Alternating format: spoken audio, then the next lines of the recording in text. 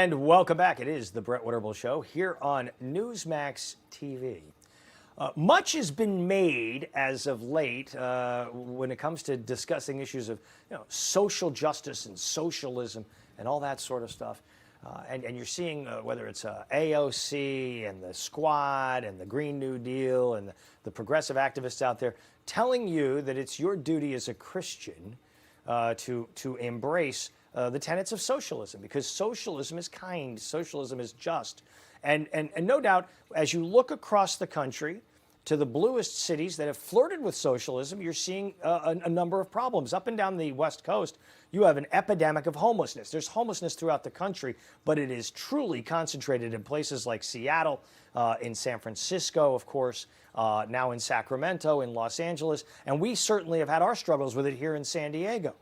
So are we compelled to all become socialists to prove that we're solidly as Christian as we should be, or is this all just a sales and marketing pitch?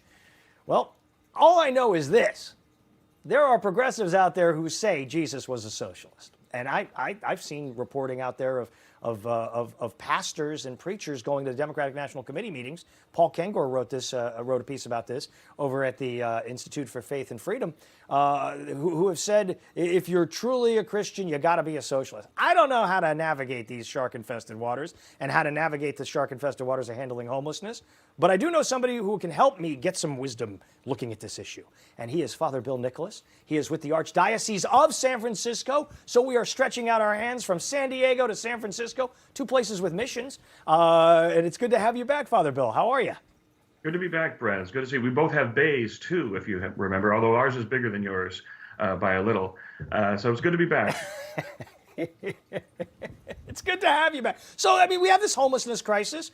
Clearly, we need to uphold the tenets of justice and equality and all that sort of stuff. And as people of faith, as we are described in the media, we must embrace the socialism to do this, and to the collectivization and all that kind of stuff. Because, I mean, after all, they say Jesus would be a socialist if he was around today, right? I mean, that's how do we do? What are we doing here?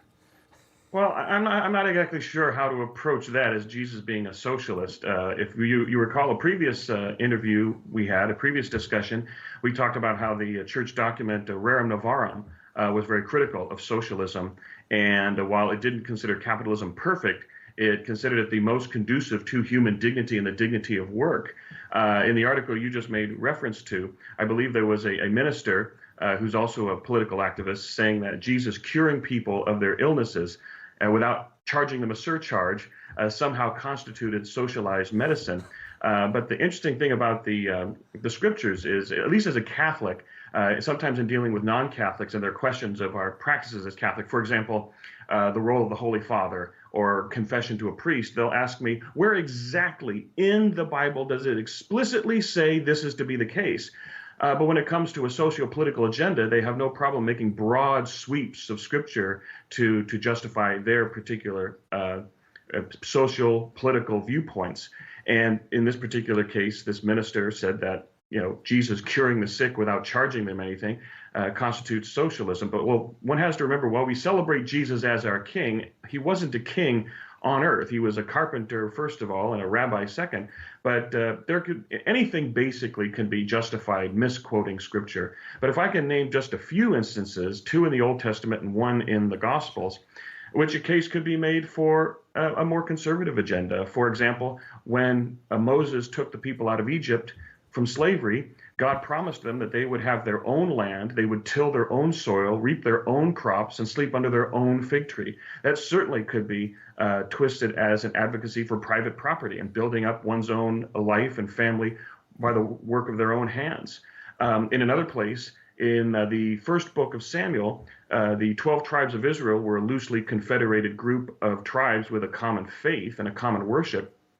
But at a certain point, they're asking the prophet Samuel, God's spokesperson at the time, we want a king to protect us from the Philistines and the other nations that are warring against us.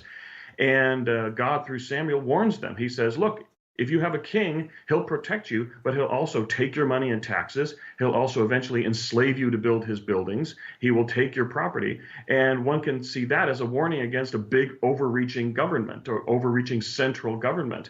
Eventually, the people said, we want a king, and Saul was anointed, as was David. But finally, in the gospel, one of my favorite passages to refer to also has to do with the miracle of Jesus of feeding the 5,000. And one might say, well, there it is. One person feeding the masses because they're hungry. But at the same time, at the very beginning of that particular episode, the disciples, the apostles, come to Jesus and they say, we need to send these people to go find food. They are hungry. And Jesus, before providing the food in the multiplication of the loaves and fishes, he didn't say, well, why don't we go to Herod and make a petition that whenever we have 5,000 people gathered, a law is made that whenever 5,000 people are gathered, that they must provide food for the masses and maybe porta potties for the crowd or something like that. Instead, he tells the disciples, give them something to eat yourselves. So it's essentially a non-political response. He doesn't say go to the government to provide. He says do it yourself. And the Catholic Church, at least, Christianity in general, has a long history of providing things such as social services, education, even healthcare. Our hospitals were the envy of the world and continue to be in some places. And it's the church doing it ourselves, not turning to a government. And so while on the one hand, you might see people who are socialists using the scriptures to advocate for socialism, you can make the same case with other passages advocating for a much smaller, less centralized government, and perhaps even, if you really stretch it, a more capitalistic, individual, achievement-oriented society. That is brilliant. I love this. This is such a great refutation and a rebuttal to these people who want to try to use this for their own empowerment. And by empowerment, I mean political empowerment, right? They want to use the tenets of the faith and of our traditions and say that that's going to be my on-ramp to power. In our final couple of moments here, though, let me hit on one thing, and that is the notion of personal responsibility, right? You are to be personally responsible for what you choose to do and how you act. Obviously, if you're mentally disabled or handicapped and unable to make those decisions, charity is necessary. But there is a personal responsibility point as well to be considered, right?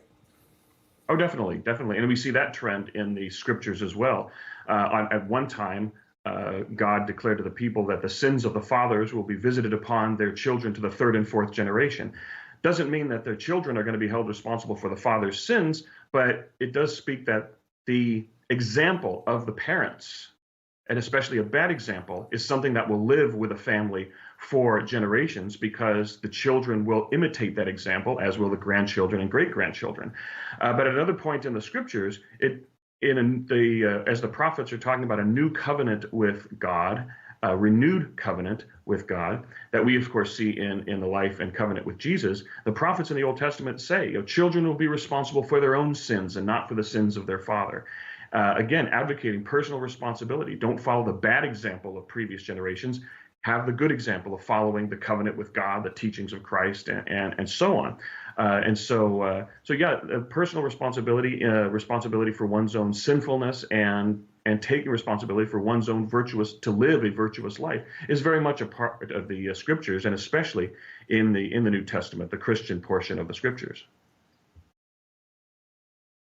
Absolutely phenomenal, and exactly the exact sort of thing that I think this country needs to hear. Father Bill Nicholas is with the Archdiocese of San Francisco, and we so appreciate you coming by. I know this audience appreciates it, and I certainly appreciate you coming by and detailing this for us. Thanks so much for being here, and I look forward to our next visit, Father. Thanks for having me, Brett. Look forward to seeing you again. All the best. That's Father Bill Nicholas, Archdiocese of San Francisco. A lot to consider there. And a lot of great ammunition to go back at the people who are trying to tell you that the gospel says this and the Old Testament says that. Some important context there for the debate that we're in the midst of right now. This idea that, well, the state can be the new religion, it can be the new faith. And we can get you salvation if you just raise those taxes and send us your money. Got plenty more straight ahead. Don't go anywhere. I'll let you hear from Fareed Zakaria next. It's the Brett Winterble Show. Newsmax TV back right after this.